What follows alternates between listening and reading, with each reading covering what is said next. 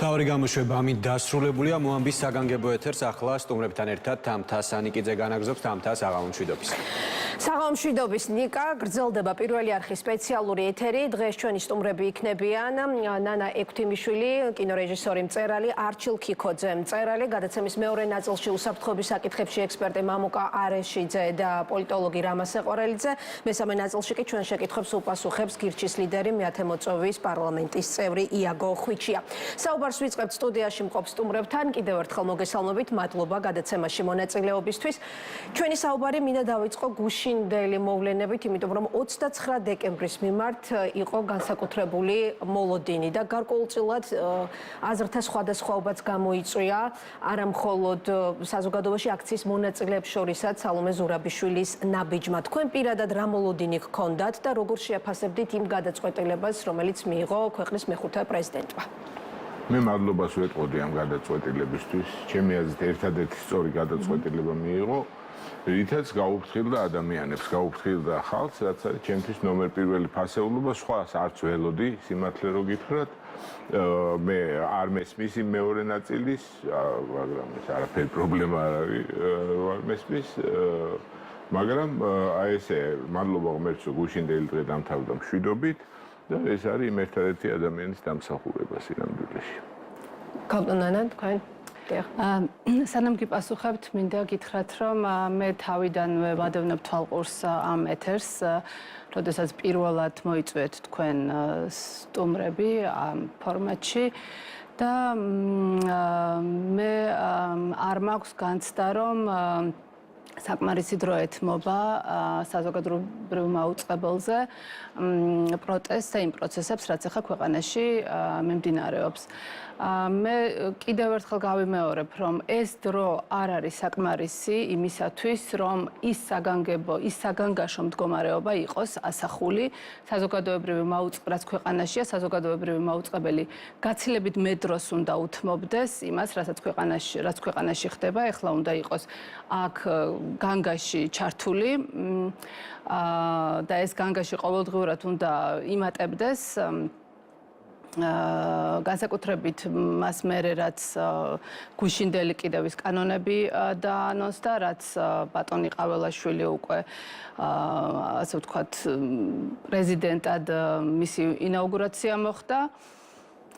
და მე ვუერთდები იმ მოთხოვნებს, რაც რეგულარულად ჟღერდება საზოგადოებრივი მაუწყებლის შენობის წინ. და ეს არის პირველ რიგში ბატონი ვასილ მაღლაფერიძის გადადგომა, ქალბატონი თინა ბერძენიშვილის გადადგომა, რადგან მიმაჩნია, რომ საზოგადოებრივი მაუწყებელი ის, რაც დებულებაში წერია, არ ხდება ამის სათანადოდ შესრულება.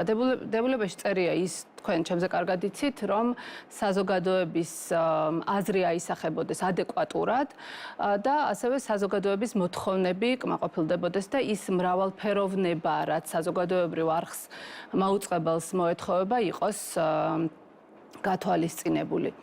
რაც შეეხება თქვენს შეკითხვას, უბრალოდ ჩართვის სახით თქვენ ახსენეთ საზოგადოება, დიახ, უბრალოდ არიან ადამიანები, რომლებიც შეიძლება არ ეთანხმებოდნენ მეგულისხმობ მოქალაქეებს თქვენს მოთხოვნებს, ბუნებრივია საპროტესტო აქცია გრძელდება, ყველას აქვს თავისი პროტესტის გამოხატვის უფლება, იმ მოთხოვნების დაყენების უფლება, რომლებსაც ისინი მიიჩნევენ ამ შემთხვევაში საჭიროდ, მაგრამ ჩვენ მთელი დღის განმავლობაში თუ ადევნებთ არ ვიცი თვალს ჩვენ საინფორმაციო გამოშვებებს, პრაქტიკულად სწორედ ქვეყანაში 28 ნოემბრიდან შექმნილ მდგომარეობას ეძღვნება ყველა საინფორმაციო გამოშვება და აბსოლუტურად ყველა გამოშვება იწყება და სრულდება იმ მოცემულობით, რომელიც არის დღეს ქვეყანაში. დიახ, რუსეთის არხებზეც, ბელორუსის არხებზეც ეთმობა დრო ქვეყანაში მიმდინარე მოვლენებს, გააჩნია როგორ გააშუქებ, გააჩნია აქცენტებს სად დასვამ. დიახ, და ავსახავთ ფაქტებს, რაც ხდება. მე ჩემ განცდას გეტყვით, ქვეყნის სხვა ქალაქებში მიმდინარე აქციებს, ბუნებრივია ვაჩვენებთ ყველა იმ მოვლენას, რომელიც თან სდევს აი ამ პროტესტს. განცხადებებს, როგორც ერთი, ასევე მეორე მხარის განცხადებებს, საერთაშორისო შეფასებებს. თქვენ ახსენეთ, რომ რაღაც იმ პროტესტს, რომელიც მე ვახსენე საზოგადოებრივი მაუწყებლის წინ, შეიძლება არ ეთანხმებოდეს ვინმე, ამაში ეს უკვე შეცდომა არის, ამას არ შეიძლება ვინმე არ ეთანხმებოდეს. საზოგადოება. დიახ, ეს თქვენი მოსაზრება არის უბრალოდ საზოგადოების ნაწილი არ ეთანხმება იმ მოთხოვნებს, რომელი ნაწილი არ ეთანხმება? არა, საზოგადოების ნაწილი არ შეიძლება ამას არ დაეთანხმოს, იმიტომ რომ იქ გაჟღერებული მოთხოვნები საზოგადოებისთვის არის. არ შეიძლება შენ არ დაეთანხმო შენ საკუთარ უფლებას, რომ ადამიანის უფლება, გამოხატვის უფლება, პიროვნული აზრის, პირადი აზრის გამოხატვის თავისუფლება და უფლება, ამას არ შეიძლება ვინმე ეთანხმებოდეს და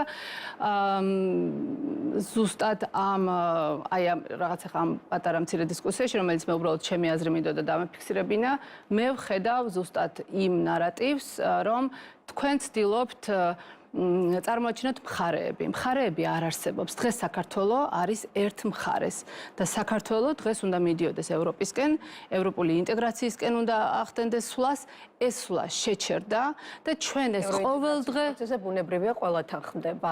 უბრალოდ უბრალოდ მოთხოვნებზე, საპროტესტო აქციებზე. ეს არ არის ჩვეულებრივი ამბავი, რაც ახლა ხდება და ზუსტად ეს მაწუხებს და ეს მინდა გაგაგებინოთ, რომ საზოგადოებრივი მაუწყებელი ამას ძალიან ჩვეულ რეჟიმში გვაწოდებს, რომ ეს არის რაღაც პროტესტი, ხდება რაღაც ჩვეულებრივი ამბავი, იქ ვიღაც აპროტესტებს, ვიღაც არაპროტესტებს. არა, ეს ხომ ყველამ კარგად ვიცით. საგანგებო რეჟიმი ჩვენ რამდენი გვაქვს რომ 40 წუთი? 40 წუთი საგანგებო რეჟიმი არ არის. აქ უნდა ეთმობოდეს გაცილებით მეტი დრო. ჩემნაირ, არჩილისნაირ სხვა ადამიანებს, რომლებიც უკვე 32 დღეა პროტესტზე დგანან და იცით რა არის კიდე რომ ეხლა პრინციპში თქვენ მე უნდა მეხმარებოდეთ იმაში, რომ ეს აზრი მე გამოვხატო და მე მოვახერხო იმ მრავალრიცხოვანი ადამიანების ზუსტად ამისთვის დაგიწყეთ სივრცე, შეგიძლიათ რომ შეუზღუდავად შეაფასოთ მიმდინარე მოვლენები და პროცესები. კი, უბრალოდ ვიცოდეთ, რომ არ არის ორი მხარე, საქართველოს აქვს ერთი მხარე დღეს და გუშინდელ მოვლენებს რაც შეეხება თქვენ ალბათ 1921 წელს რა მოხდა, ვიცით ხომ? დიახ. 1922 წლის 26 მაისს რა მოხდა, ალბათ ესეც იცით, რომ საქართველომ აღნიშნა ოკუპირებულ საბჭოთა საქართველოში დამოუკიდებლობის დღე. იცით ხომ? რაც გუშინ მოხდა, რასაც ბატონი ყაველაშვილი, რასაც ქართული ოცნების სხვა წარმომადგენლები აჟღერებენ, მე სიმართლე გითხრათ გამიკვირდა, იმიტომ რომ კიდე რა არის გასაკვირი არ ვიცი, მაგრამ გაკვირვება საზღვარი არ აქვს. რაღაც მომენტში ალბათ ველოდები, რომ ბატონი ყაველაშვილი იქნება თუ ოცნების სხვა წევრები, ერთ დღეს შეეშვებიან ევროპაზე საუბარს და პირდაპირ გვეტყვიან და აღარ დაიღლიან თავს, რომ ჩვენ მივდივართ რუსეთისკენ, ჩვენ მათ შეასრულეს რუსეთის დავალება, მაგრამ მე ძალიან მაგონებს 1922 წლის 26 მაისის დამოუკიდებლობის საქართველოში აღნიშნა გუშინდელ რიტორიკას ბატონი ყაველაშვილის, როდესაც ის კიდევ საუბრობს ევროინტეგრაციაზე, რომ მისთვის მნიშვნელოვანია ამერიკასთან ურთიერთობები, მისთვის მნიშვნელოვანია ევროპა 2028 წელს უკვე ჩვენ მიუახლოვდებით ევროპას და ასე შემდეგ. ეს ძალიან გავს იმას, როდესაც ოკუპირებულ საქართველოში 1922 წელს, სადაც ძალადობით და სისხლით ჩაახშვეს წინააღმდეგობა აღნიშნეს, შეუქმნეს ხალხს იმის ილუზია, რომ მათ კიდევ შეუძლიათ საქართველოს დამოუკიდებლობა აღნიშნონ. ეს ძალიან საგანგაშო მდგომარეობა და პირდაპირ მასშია იმასთან, რაც დღეს ხდება. და მე მგონი, ეს ყველაზე მეტად უნდა აწუხებდეს საზოგადოებრივ მაუწყებას. თქვენ დღეს ამ პარალელებს უნდა უძღვნიდეთ გადაცემებს. უნდა ყვებოდეთ ამას, ხალხს უნდა აცნობდეთ ამ ყველაფერს, უნდა ეუბნებოდეთ რა დღეში ვართ. ჩვენ რო ხვალ და ზეგ ჩვენს მეგობრებს, თანამოაზრეებს, უდანაშაულო ადამიანებს დაიჭერენ, ყველა ის ადამიანი საზოგადოებრივი მაუწყებლიდან იქნება თუ ნებისმიერი სხვა სფეროდან, ის აღმოჩნდება დამნაშავეების მხარეს. ამაზეა საუბარი. გესმით? დღეს ყველაფერი შეიძლება აი ამ პროპაგანდის რაღაც მორევში, ეს ყველაფერი შეიძლება არ ჩანს ესეთ ფერებში, მაგრამ ყველამ ძალიან კარგად უნდა იცოდეთ, თქვენც ძალიან კარგად უნდა იცოდეთ, რომ ყველა ვინც არ უწყობს ხელს ამ პროპაგანდის გამოაშკარავებას, არტეხს განგაშს, რომ მივექანებით რუსეთისკენ, არ მოუწოდებს ქართულ ოცნებას, რომ რეჟიმის ტყვეები გაანთავისუფლოს, აღმოჩნდება დამნაშავეების მხარეს, იმიტომ რომ იცით რა არის 1921 წელს ბოლშევიკები რომ შემოუძღვნენ ქართველებს, ისინიც ქართველები იყვნენ, იცით? ისინიც ქართულად საუბრობდნენ, ქართულად გამოიყურებოდნენ, იცოდნენ ქართული სიმღერა, ქართულ სადღეგრძელოებს ამბობდნენ, საქართველოს უყვარდათ, მაგრამ ისინი აღმოჩნდნენ მოღალატების მხარეს და დღეს ჩვენ გვაქვს საქმე ღალატთან. ის, ვინც ქართულ ოცნებას და ქართული ოცნების პროპაგანდას, ნარატივს ემსახურება, ან თუნდაც ამ ყველაფრის რაღაცნაირად გაშუალებას და რაღაც ჩვეულებრივ კალაპოტში მოქცევას, რაღაც მცდარი იმედების მიცემას, რომ ჩვენ ვითომ მივდივართ ევროპისკენ, ეს ყველაფერი არის დღეს ღალატი. მიმდინარე პროტესტის ფონზე როგორ გესახებათ ახლა ქვეყნის მეხუთე პრეზიდენტის როლი, იმიტომ რომ სალომე ზურაბიშვილს გუშინ სალომე ზურაბიშვილმა მიიღო გადაწყვეტილება, გამოვიდა ის ორბელიანების სასახლიდან საზოგადოების ნაწილი, ადამიანები, რომლებიც უკვე 31 დღეა გადან რუსთაველის გამზირზე აქციებზე მიიჩნევენ მას კვლავ პრეზიდენტად და ერთადერთ ლეგიტიმურ ინსტიტუციად. მე სამ ადამიანების რიგს ვეკუთვნი. დიახ, და როგორ ხედავთ ახლა მის როგორც მანამდე იყო, აბსოლუტურად არანაირი მნიშვნელობა არ აქვს ადიჯდება ადამიანი, ხო, ეს აბსოლუტურად სიმბოლური ხა ვიღაცას უხარია რომ განთავისუფლდა ის სასახლე შეიძლება ხო და შესახლება მე თვითონ მიხეილ ყაველაშვილის ადგილას არაფერი არ გამეხარდებოდა არ მგონია ისიც ძალიან ბედნიერი იყოს იმიტომ რომ მე მგონია რომ ის კრიტერიუმი რითიც ის შეირჩა ერთადერთი ადამიანის მიერ ბიზინე ივანიშვილის მიერ ერთ-ერთი კრიტერიუმი იყო რომ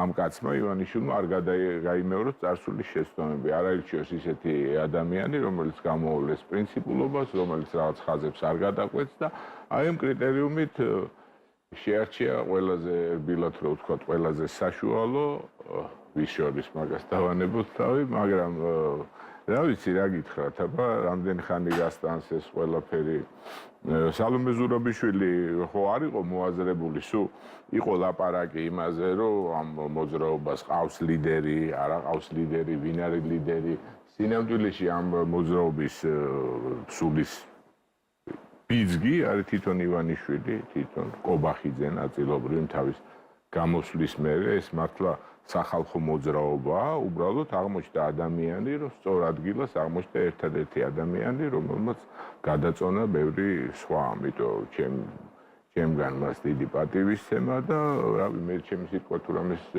ნიშნავს, თაყვანისცემაც რა.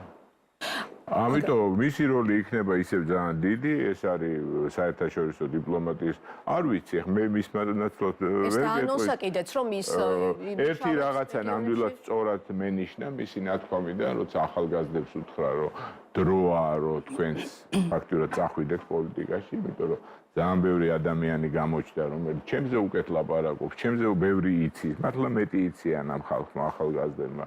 და დროა რომ ახალი სახეები გამოჩნდნენ სასწრაფოდ თან ქართულ პოლიტიკაში, იმიტომ რომ როგორც ნახეთ, ჩვენი პოლიტიკოსების დიდი ნაწილი დევალვირებულია უბრალოდ და ხშირად არაადეკვატური. ამიტომ ეს პროტესტი არის რატომ იმათ მოკითხეთ რატო არიან დევალვირებული? თავისი რაღაცები წარსული გზების გამო და წარსულის გამო ბევრი ხანდახან პოპულიზმის გამო, მაგრამ მაგას მე პოლიტიკოსებზე სალაპარაკოთ არ მოვსულა რა, მე მოვსულა იმ ხალხზე მაგრამ იცით აი ბატონო არჩილაი ითხოვენ აი თქვენთანაც მექნება ეს შეკითხვა ახალი არჩევნები უნდა დაინიშნოს ეს არის მთავარი მოთხოვნა ნუ იქ გაიყო აზრები ნაწილი ითხოვს ახალ არჩევნებს ოპოზიციურ სპექტრში მეორე ნაწილი ვადამდელ არჩევნებს არავინ არ ითხოვს ვადამდელ არჩევნებს ნუ იქ იყო რამდენიმე პოლიტიკურ სპექტრს თორე არ გულისხმობ აქციის ვადამდელს დიახ ახალი არჩევნები ანუ ეს არის გზები რომელზეც თავად პოლიტიკური სპექტრი საუბრობს თქვა ინიშნება ახალი არჩევნები აი მოცემულ პოლიტიკურ სპექტრში გულისხმობ ოპოზიციურ სპექტრს ვინ იღებს მონაწილეობას იგივე ხალხი მიდევს ანუ საჭიროა თუ არა ახალი ძალების გამოჩენა მე მგონია რომ საჭიროა და გამოჩნდება კიდევაც ძალიან დიდი იმედი მაქვს თან სასწრაფოდ მეორე ძალიან ვინც არ უნდა მოვიდეს. ჯერ ერთი იმედი გვაქვს, რა თქმა უნდა, რომ ეს იქნება კოალიციური მთავრობა და ეს არ იქნება ერთი კონკრეტული გამარჯვებული. ნებისმიერ შემთხვევაში ეს იქნება უკეთესი სიტუაცია, ვიდრე დღეს არის. აი, როგორც სტაგნაციაში შესული ნაციონალური მოძრაობის მერე ნებისმიერი ახალი ხელისუფლება იქნებოდა პროგრესული, ისეთი და იმაზე უარესი მდგომარეობა გვაქვს დღეს, როდეს ნებისმიერი ცვლილება, ნებისმიერი პროევროპული ძალა, ნებისმიერი პროდასავლური ძალა. აი, ვეთანხმები აბსოლუტურად ნანას, რომ ამ ხალხის მომხრეები, რომელსაც ძალიან ბევრს ვიცნობ, პირადად ვიცნობ, ძალიან ვიცი, რომ ეს ხალხი არიან პრორუსები, ძალიან ბევრი, ხო და ამას ღიად ლაპარაკობენ ძალიან დიდი ხანი გავიდა მას მე, რაც აღარ ერთხვინებათ ამაზე ლაპარაკი და ეს ხალხი, რომელიც წყალებში დავარქვათ მათი ლიდერები, ხო? მაინც ისევ იმას არიან ჩაჭიჭინებული. ანუ ქართული ოცნების ამორჩევლებსაც გულისხმობთ. ო, რა თქმა უნდა, ხო, გულისხმობ, მაგრამ რა თქმა უნდა. არა, ყველა არა, მაგრამ ძალიან ბევრი ჩემი ნაცნობი რა. ეხლა, რა თქმა უნდა, ისინი კიდევ უფრო ნაკლებ ხმას აიღებენ, რომ დაინიშნება არჩევნები, ვიდრე აიღეს წინა არჩევნებში, თუნდა აი ეს გაუყალბებელი რაღაცები ხო ნამდვილად აიღეს. ეხლაც რაღაცას აიღებენ, მაგრამ ეს იქნება ბევრად ნაკლები, იმიტომ რომ ჩვენ მოცემულობაში ეს ქართველები, საქართველოს მოქალაქეები არა ვართ ცუდი და ბოროტი ხალხი, როცა ვხედავთ წამებას, როცა ვხედავთ. მე სულ მესმის ლაპარაკი, ეს წამება არა თითქოს რაღაცას იმაშვებიან, ზომავენ, რომ სად იწყება წამება, სად არა, როცა ახალგაზრდა ადამიანს თავში პირდაპირ ერთი ფეხს უტყავს, მეორე ქუსს უტყავს, ხო? მე ეგ ყველა ნორმალურ ადამიანს ხვდება რაღაცების გამო ჩვენ ხო სიძულვილში გვაბანავეს აბსოლუტურად თავიდან ბოლომდე წინა ხელისუფლებამ საშინელი მემკვიდრეობა დატოვა იმ ხელისუფლების სიძულვილით ყველაფერი სულ სიძულვილით გადადგმული ნაბიჯი მე ბევრი რაღაცა მესმის მაგრამ აი მივედით იმ კრიტიკულ ზღვარზე რა როცა ერთჩვენიერ დღეს გამოვიდა ირაკლი კობახიძე და ღიად გითხრა რომ იქ აღარ მივდივართ სადაც მივდიოდით და თურმე აი და მაშინ ძალიან ბევრი ადამიანმა უბრალოდ დაიხურა ქუდი ერთმანეთისგან შეუთანხმებლად და წავიდნენ რუსთაველზე იქ შეხვდნენ ერთმანეთს დღემდე უხარიათ ერთმანეთის ნახვა არიან ესეთი კრეატიულები და ეს არის პროტესტი, სადაც რო ვდგავარ მე, ვიცი რომ ის ვიღაცა ახალგაზრდა იმიტომ არ დგას იქ რომ მე გამგებლად მოვიდეს. პირველად მაქვს ეგ ზომა რომ ვიცი რომ ის მსახიობი მარტო იმიტომ დგას რომ თავის საქმე უყურს, თავის მომავალი უყურს და თავის ქვეყანა უყურს და პატრიოტიზმს რაც შეეხება ეს რაღაცა ყურით მოთრეული ისინი უსამშობლოები, აი რაღაცა საიზრობებს რომ ეძახიან, კი ბატონო თაობები ერთმანეთისგან განსხვავებულია რა ვიღაცას ესეთი გამოხატვა აქვს ისეთი ვიღაცას ისეთი ჩვენთან რატომღაც აი ესე წავიდა საქართველოს უახლესი ისტორია რომ რაღაცა ყალბი სიტყვების რახარუხი გახდა პატრიოტული ტექსტი თუ რაღაცას არ არახუნებს სადღეგრძელოსავით თან თავს რო ვერ გაიკაი ცედით და სოსო ჭუმბურიძის პოსტები ნახეთ აი ეს გახდა რატომღაც ეს რაღაცა ჩიქორთული ვითომ ძველ ქართული პატრიოტიზმის ენა და ის რომ პატრიოტია თუნდაც სხვანაირად გამოიყურება თუნდაც სხვანაირად რითი არ არის პატრიოტი როცა თავს წირავს მარტო იდეისთვის და კიდე ერთხელ ვიტყვი რომ აქ იქით მხარეს მე მართლა აღარ ველოდები არაფერ რაციონალურს ხო ამიტომ აქეთ მხარე რატომ მივესალმები სალომე ზურაბიშვილის გუშინდელ ნაბიჯს რომ აქეთ მხარე უნდა გაუფრთხილდეს ერთმანეთს ერთმანეთის სიცოცხლეს იმიტომ რომ იქიდან აღარაფრის ის არ არის მოლოდინი კი შეიძლება დატკბეს რეჟიმი თქვას რომ მოდი ეხლა ესე ვცადოთ მაგრამ ყველამ ვიცით რომ უკვე ისეთი კანონებია მიღებული ისეთ რაღაცებზეა ხელი მოწერილი რომ გაგუდავს იმ კონკრეტულ მომენტში როცა მოესურვება ცოტა შეიძლება შორს წავიდი უკაცრავად ქალბატონ აი დავაზუსტებ უბრალოდ შემდეგ შეკითხვა სალომე ზურაბიშვილმაც ისაუბრა გუშინ ორბელიანების სასახლიდან მიმართვის დროს ახალი პოლიტიკური ძალების გაჩენის აუცილებლობაზე და ციტატას წავიკითხავ ჩვენ მზვადი უნდა ვიყოთ ამ არჩევნებისთვის და არა მხოლოდ იმით რომ დავდოთ ასეთი დეტალური დოკუმენტი პარტიები უნდა იყვნენ მზად ახალი ძალები რომელიც გამოიკვეთა ამ პროტესტის დროს ისინიც უნდა იყვნენ მზად ვინც აპირებს რომ ხვალინდელი ქვეყნის პოლიტიკაში იყოს თქვენი ჯერია და მოემზადეთ ეს ძალიან მალე მოვა და ამაში მეც დაგეხმარებით ანუ ბატონ მარჩულმაც ისაუბრა და თქვენს ეთანხმებით რომ ხედავთ საპროტესტო აქციების მონაწილეების განწყობებს და დამოკიდებულებებს ოპოზიციური სპექტრის მისამართითაც, ანუ არა მხოლოდ ხელისუფლების. მაგაზე არაფერი მithქვამს, მაგრამ ვიტყვით უგნებოდ. დიახ, შეიძლება არ ეთანხმებით თქვენ, ანუ ფიქრობთ თუ არა სხვადასხვა აზრი გქონდეს, აბსოლუტურად არა აქვს მნიშვნელობა. იმიტომ რომ ეს პროტესტი იმითიც არის კარგი, რომ იქ არის სხვადასხვა აბსოლუტურად სხვადასხვა აზრი, აბსოლუტურად სხვადასხვა პოლიტიკური სიმპათიების ბავშვები ზოგი მემარცხენეა, ზოგი ხო გეუბნებით ისეთი რაღაცები იციან, მე რომ არც გამიგია რა. უბრალოდ ერთ რაღაცაზე არის ყველა შეთანხმებული, რომ არ გვინდა რუსეთის ორბიტაზე დაბრუნება, იმიტომ რომ არ და ერთ რაღაცასაც ვიტყვი ძალიან დიდი ბოდიში რა.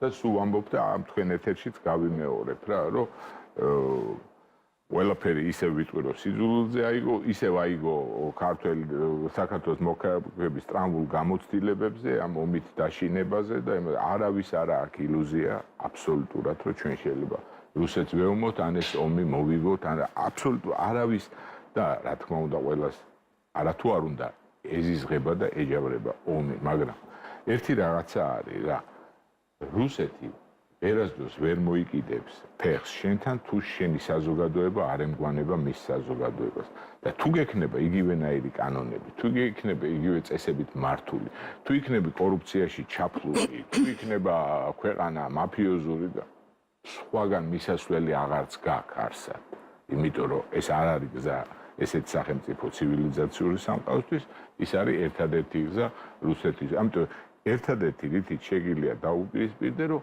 იყო უკეთესი საზოგადოება, სამართლიანი საზოგადოება, კონდეს უკეთესი კანონები და ამ კანონებს აღასრულებთ.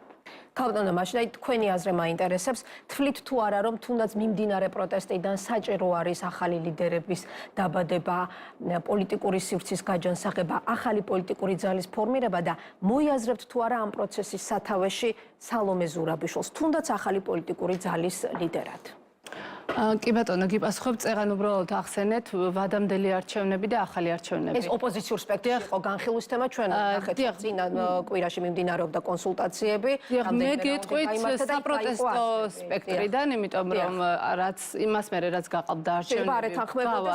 გავარ ამ პროტესტზე და სრულიად განსხვავებულია ვადამდელი არჩევნები ნიშნავს რომ აღიარებ შენ ამ არჩევნებს და ლეგიტიმაციას ახდენ ამ არჩევნების და ვადამდე ახალ არჩევნებს დავაკონკრეტებ ის იყო კოალიცია ცვლილებებისთვის ერთ-ერთი ლიდერის ინიციატივა. არ ვიცი, მე უბრალოდ მე გეუბნებით თქვენს შემოტანილ ამ საუბარში ამ ორ ცნებას და განმარტავ რომ ვადამდელი არჩევნები არის სხვა, რომელიც უკავშირდება უკვე აღიარებას ამ არჩევნების, რაც არის გამორიცხული და ახალი არჩევნები არის ის რომ პროტესტის მონაწილეები არ ეთანხმებიან ამ არჩევნების შედეგებს.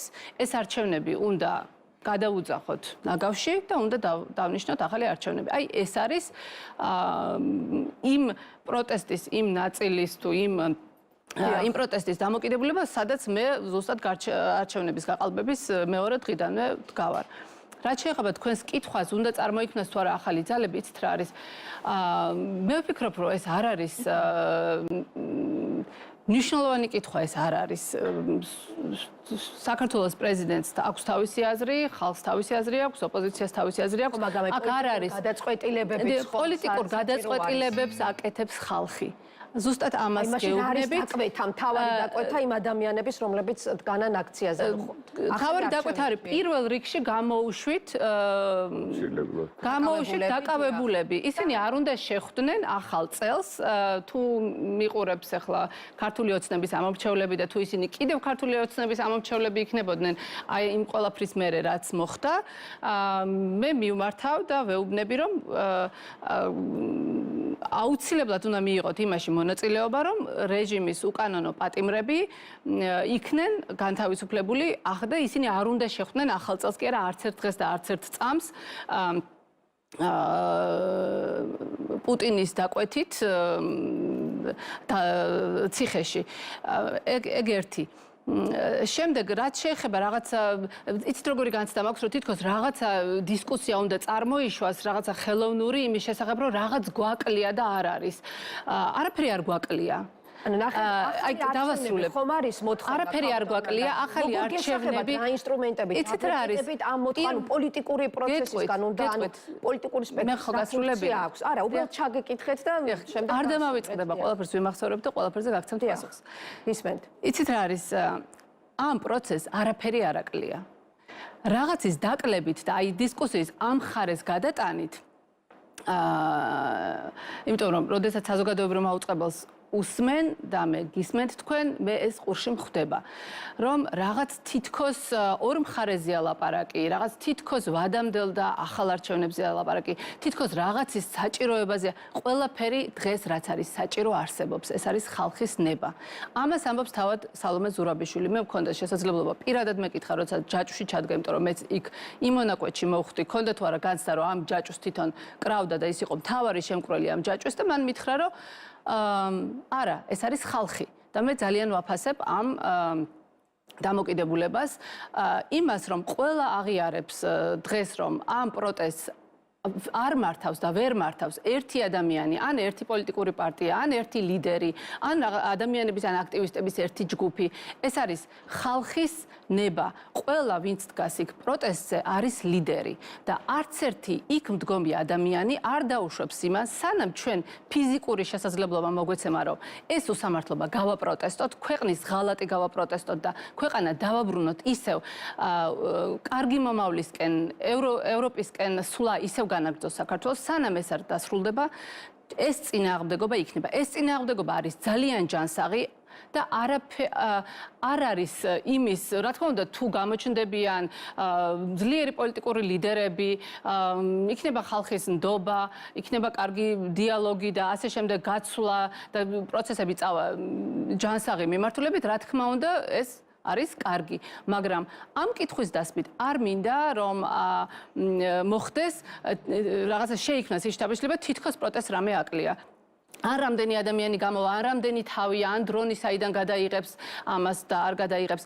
დრონზე არ არის ეს რაც მესმის პროპაგანდისტული მედიის მეთოდების გამო. ახალი არჩევნების მოთხოვნის მიღწევა.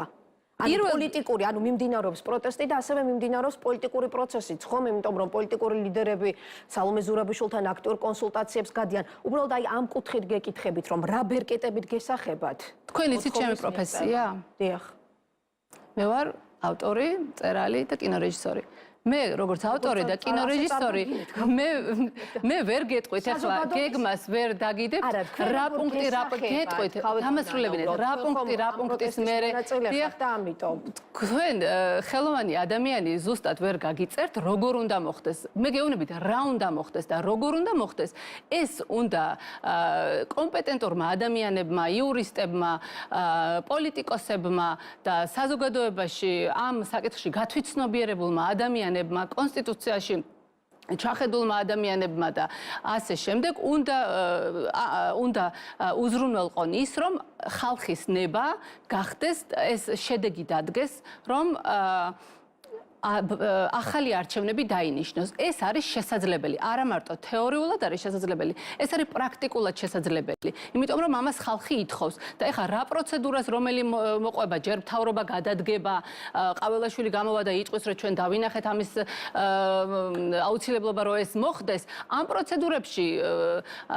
პროცედურების და ამ დეტალებისზე საუბარში ამ ეთერის ხარჯვა არ არის სწორი. მე გეუბნებით, რომ ახალი არჩევნები არის აუცილებელი თქვენს გადასარჩენად, ჩემს გადასარჩენად და ქვეყნის გადასარჩენად. მაგრამ ლეგიტიმურია კითხვა ისიც, რომ როგორ გესახებათ პროტესტის მონაწილეებს ამ მოთხოვნის მიღწევა. ბატონო არჩელა, ითქვენ რომ გახმები, არა, ისე გამოდის თითქოს ჩვენ. იმიტომ რომ 32 დღეა გრძელდება, არა, პოლიტიკოსებს თქვენ ხართ საზოგადოების ვართ, ხო, აი ზუსტად რაც ნანამ გიპასუხოთ, გამოჩნდა, ხო არის. ერთ ვარიანტს გეტყვით, კი ბატონო.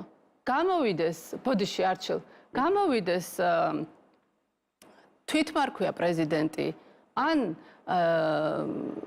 ის პარლამენტის ის შემადგენლობა რომელმაც აღიარა არჩევნები და მალულად რაღაცა პროცედურები ჩაატარეს პარლამენტში რომ თვითლეგიტიმაცია მოეხდინათ და თქვან რომ პროტესტის 32 დღეს ჩვენ ვხედავთ იმის აუცილებლობას რომ შევისმინოთ ადამიანების ხმა, ეს არის ბევრი ადამიანი და ტყუილად არ მიხსენებია იმედის დრონი და ის რაც პროპაგანდისტული მედია აწარმოებს და ადამიანის თავებს ითვლის რაღაც 3000-ია თუ ასე შემდეგ. ძალიან კარგად ვიცით რომ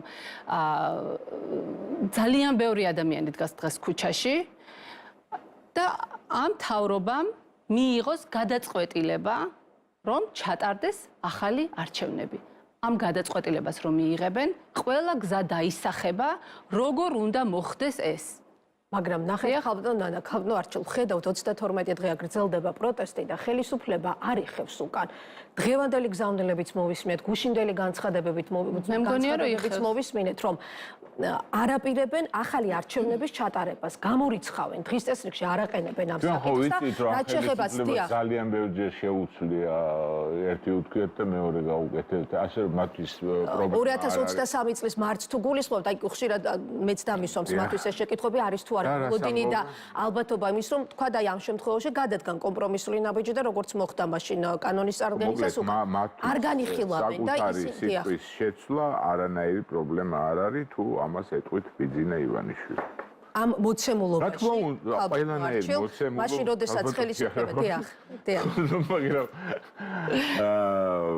რუსული კანონი ხო გაიწვიეს ხო შეუძლიათ ისეთ კანონებს იღებენ და ისე აწერენ ხელს და ისე ცვლიან ყველაფერს როგორ ეს ამის რას კითხულობთ თქვენი შეკითხვის არც ვერ ხვდები რამე ტექნიკური პრობლემაა რამე ტექნიკური პრობლემაა არა რა თქმა უნდა ბურთი არის ხო და არა რა თქმა უნდა გააქვთ უბრალოდ მაინტერესებს რა იმალება ამ კითხვაში არაფერი არ იმალება საქმიანი შეკითხვა არის უბრალოდ რა ბერკეტებით გესახებათ თქვენ როგორც მწერალს რეჟისორს თქვენ როგორც მწერალს რა ბერკეტებით გესახებათ ხელისუფლებაზე ზეწოლა მაშინ როდესაც 32 დღეა მართველი გუნდი ყოველდღე იმეორებს ერთსა და იმავე გზავნილს რომ არაპირებენ უკან წამებას ამ გადაწყვეტილებას უბრალოდ ეს არის შეკითხვა რომელსაც აბსოლუტურად ლეგიტიმურია არის ერთადერთი ბერკეტი ამ შემთხვევაში პროტესტის გაგრძელება. რაც შეეხება საერთაშორისო რეაქციებზეც უნდა გკითხოთ აუცილებლად, ვხედავთ რომ დამძიმებულია ზეწოლა არის გაძლიერებული, ვხედავთ რომ ეს ყველაფერი გამოიხატება არა მხოლოდ ზეპირ განცხადებებში, ნახეთ სანქციები, ფინანსური პროგრამების შეჩერება, ამაზეც ვიცით ხელისუფლების პასუხი რომ აი 20 იატრის შემდეგ ისინი პროგნოზირებენ დასავლეთთან ურთიერთობის გადატვირთვას. აი ამ ნაწილზეც მინდა მოვისმინოთ თქვენი შეფასება. ისე მგონია რომ არასწორი მე რომ მკითხოთ ახლა ტრამპი რას ფიქრობს, ხო და რას აპირებს, ცოტა ის არის სასცილო, მაგრამ საქართველოში უყვართ მიხვდით ყველა რაღაცას გეტყვიან რაღაცა მე არა ვარ ესეთი ადამიანი მეცაც გეტყვით მე რახან არა ვარ პოლიტიკოსი შემილია ჩემი აზრი მქონდეს ტრამპზე და ეს აზრი არის უარყოფითი არ მიყვარს და არ მომწონს ეს კაცი მაგრამ ის იმედი რომ ამერიკელი პოპულისტი დაიჭერს ქართველი პოპულისტების მხარეს მგონია ძალიან ფუჭი იმიტომ რომ ამერიკა არ არის მარტო ტრამპი ინსტიტუციებია და იქ რაღაც საგარეო ინტერესებიც არის და პირადი როგორ გითხრათ ქვეყნის პრესტიჟიც არის როცა აქეთა მხარე მუდმივად იმ ქვეყანას აყენებს შეურაცხყოფას და რაღაცა სისულელეებს წერენ თუნდაც იმ პრეზიდენტზე რომელიც აღარ არის პრეზიდენტი თუ ორ დღეში აღარ იქნება ესე ადვილად ეს გულუბრყვილობა აი სისულელემდე მისული გულუბრყვილობა მე მგონი დაისჯება მაინც დიახ თქვენი პოზიცია შეფასებები ამ საერთაშორისო წნეხზე და ხელისუფლების პასუხზე იცით რა არის არსებობს ეგეთი ფილმი თუ ამერიკაზე ვსაუბრობთ ეგეთი ამერიკული ფილმი არსებობს თვალსაბი 2002 წელს გადაღებული Minority Report ქვია სადაც რაღაც რომანის მიხედვით არის დაწერილი ბევრად ადრე იგივე სახელწოდების და იქ იქმნება პოლიციის ქვედანაყოფი და მოქმედება ხდება 2054 წელს მომავალში და იქ იქნება პოლიციის ქვედანაყოფი, სადაც ადამიანები, სადაც რაღაცა შეუძლია ამ პოლიციის ქვედანაყოფს გამოთვალოს, ვინ ჩაიდენს დანაშაულს და დაიჭიროს ეს ადამიანი. ეს არის ის პრევენციული კანონი, რაზეც გუშინ ბატონმა ყაველაშვილმა ხელი მოაწერა, პრევენციულად ადამიანების დაკავება. ამერიკისთვის ესეთი კანონი არის არამატო 2022 წლის ფილმში ასახული რაღაცა მოცემულობა, არამედ ზოგადად science fiction-ი არის ეს ასეთი ქვეყნისთვის. და აქედან გამომდინარე მე არანაირად არ მექნებოდა ქართული ოცნების მესვეურების ადგილას რაიმე განცდა და იმედი, რომ ისეთი ქვეყანა, როგორიც არის ამერიკა, ამერიკის შეერთებული შტატები, რამენაირად ქართულ ოცნებას და მათ ტერორს, რომელსაც ისინი ახორციელებენ საქართველოს მოსახლეობაზე, მშვიდობიან მოსახლეობაზე, რუსული წესებით, აი ამ ტერორს დაუჭერს მხარს.